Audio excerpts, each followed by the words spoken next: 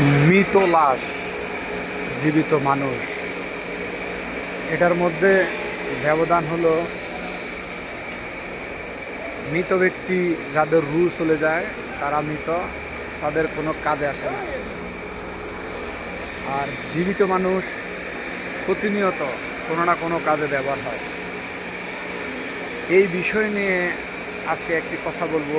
এই যে ব্যবসাটা খুবই সুন্দর চমৎকার ব্যবসা, কারণ এই ব্যবসার মধ্যে এই জিনিসগুলা প্রয়োজন হলে এটার অনেক দাম, কোনো প্রয়োজন নেই এটা মূল্যহীন, প্রত্যেকটি কাস্টমারের কাছে এমন।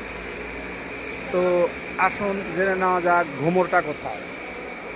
এখানে ব্যবসার মূল ঘুমর হলো একটা কাস্টমারে, যেমন উদাহরণ দিই, একটা কাস্টমারে এই জিনিসটা নিয়ে আসি, তো এটা সাইজের বাইরে হয়ে গেছে, সে কিন্তু এখন এটা লাগতেছে না, এটা এত ওজন যে এই ওজন বস্তুটারে নিজে অযথা সে ফেরা নিব ওই কাজের মধ্যে সে কিন্তু নাই, এটা কেউ করে না।